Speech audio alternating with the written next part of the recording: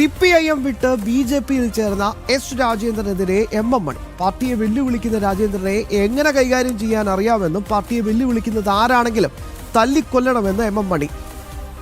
RSSലോ BJPയിലോ ഏത് ആ വാക്ക് പറയാൻ പറ്റില്ല പ്രിയപ്പെട്ട പ്രേക്ഷകരെ. ചേർന്നാലും CPMന് ഒന്നുമില്ലെന്നും എം മണി പ്രതികരിച്ചു.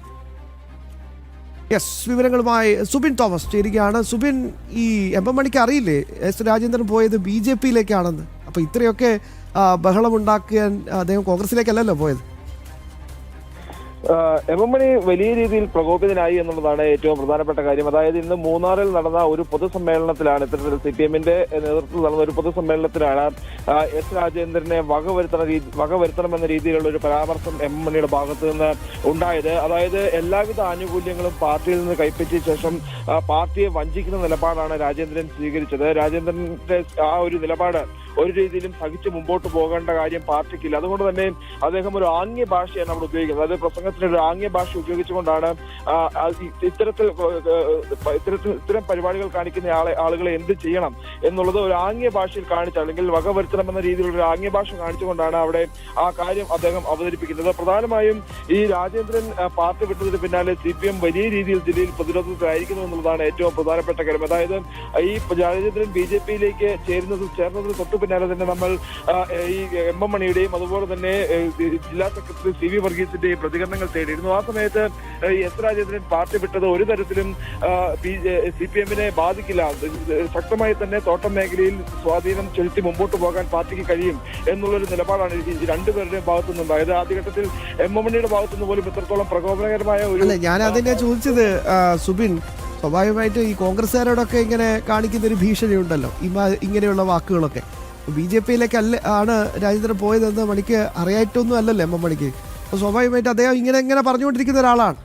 എന്തൊക്കെ എന്താ പറയുക, വാ തുറന്നാൽ ഇങ്ങനെ മാത്രം സംസാരിക്കുന്ന ഒരാളെ കേരളത്തിൻ്റെ പൊതുസമൂഹം പക്ഷേ ഒരു ലൈസൻസ് കൊടുത്തിട്ടുണ്ട്. അതൊരു ശൈലിയാണ് എന്നൊക്കെ പറഞ്ഞ് ഇത് നമുക്ക് അംഗീകരിക്കാൻ കഴിയില്ല എന്നതാണ് രണ്ടാമത്തെ പോയിന്റ്.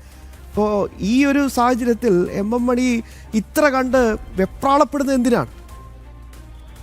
തീർച്ചയായും ഇത്തരത്തിലൊരു എം മണിക്കും CPMനും വലിയ വെപ്രാളമുണ്ട് എന്നുള്ളതാണ്. അതായത് എസ് രാജേന്ദ്രന്റെ BJPയിലേക്കുള്ള കടന്നുവരവ് വലിയ രീതിയിൽ വെപ്രാളം ഉണ്ടാക്കിയിട്ടുണ്ട് എന്നുള്ളതാണ്. അതായത് ദേവികുളത്ത് മേഖലയിൽ ഉൾപ്പെടെ എസ് രാജേന്ദ്രന്റെ തോട്ടം മേഖലയിൽ വലിയ സ്വാധീനമുണ്ട്. ആ സ്വാധീനം ഉള്ളതുകൊണ്ട് തന്നെ BJPക്ക് വലിയ രീതിയിൽ അവിടെ മുന്നേറ്റം ഉണ്ടാക്കാൻ സാധിക്കുമെന്ന് CPMന് കൃത്യമായി അറിയാം. അതാണ് ഞാൻ മുമ്പ് സൂചിപ്പിച്ചത്. ആദ്യഘട്ടത്തിൽ പ്രതികരണം തേടിയപ്പോൾ വളരെ സൗമ്യമായ പ്രതികരണമാണ് എം മണിയുടെ ഭാഗത്തു നിന്നുണ്ടായതെങ്കിൽ ഒരാഴ്ചയ്ക്ക് ശേഷം കൂടുതൽ പ്രകോപിതനാകുന്ന എം മണിയാണ് കാണുന്നത്. അതായത് പാർട്ടി കൃത്യമായി വിലയിരുത്തിയിട്ടുണ്ട്.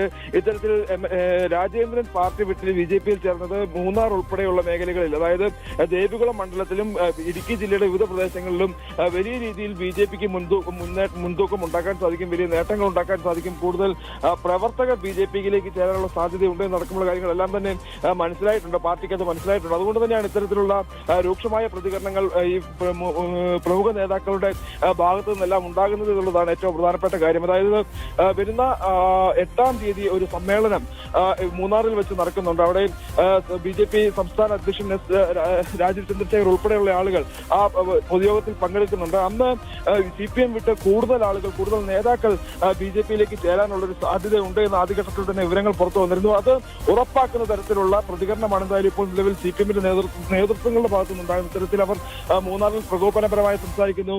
രാജേന്ദ്രനെ തീർത്തു കളയണമെന്നുള്ള രീതിയിലുള്ള സംസാരം അവരുടെ ഭാഗത്തുനിന്നുണ്ടാകുന്നു. അതിൽ നിന്നെല്ലാം നമുക്ക് വ്യക്തമാക്കുന്നത് ഈ ദേവികുളം മേഖലയിൽ CPMന്റെ ഒരു അടിത്തറ ഇളകുന്ന ഒരു സാഹചര്യം, അല്ലെങ്കിൽ ഈ എസ് രാജേന്ദ്രന്റെ BJPയിലേക്കുള്ള കടന്നുവരവോടെ ദേവികുളം മേഖലയിൽ CPMന്റെ അടിത്തറ ഇളകിയിട്ടുണ്ട് എന്നുള്ളത് വ്യക്തമാകുന്ന പ്രതികരണങ്ങളാണ് ഉണ്ടാകുന്നത്. എന്തായാലും എസ് രാജേന്ദ്രന്റെ പ്രതികരണം എത്തേണ്ടതായുണ്ട്. അദ്ദേഹം ഈ ഒരു പ്രതികരണത്തെ എങ്ങനെ നോക്കിക്കാണുന്നു എന്നുള്ളത് CPM നേതൃത്വം എന്തായാലും നമ്മൾ മുമ്പ് സൂചിപ്പിച്ചതുപോലെ എം മണിയുടെ സ്വാഭാവികമായിട്ടുള്ള ഒരു പ്രതികരണം, അല്ലെങ്കിൽ ഒരു വാമൊഴി പ്രതികരണം എന്നുള്ള രീതിയിൽ മാത്രം അതിനെ കണ്ടാൽ മതി എന്നുള്ളൊരു പ്രതികരണമാകും എന്തായാലും CPMന്റെ ജില്ലാ നേതൃത്വത്തിന്റെ ഭാഗത്തുനിന്നും അതുപോലെ തന്നെ സംസ്ഥാന നേതൃത്വത്തിന്റെ ഭാഗത്തുനിന്നും ഉണ്ടാവുകയുള്ളൂ.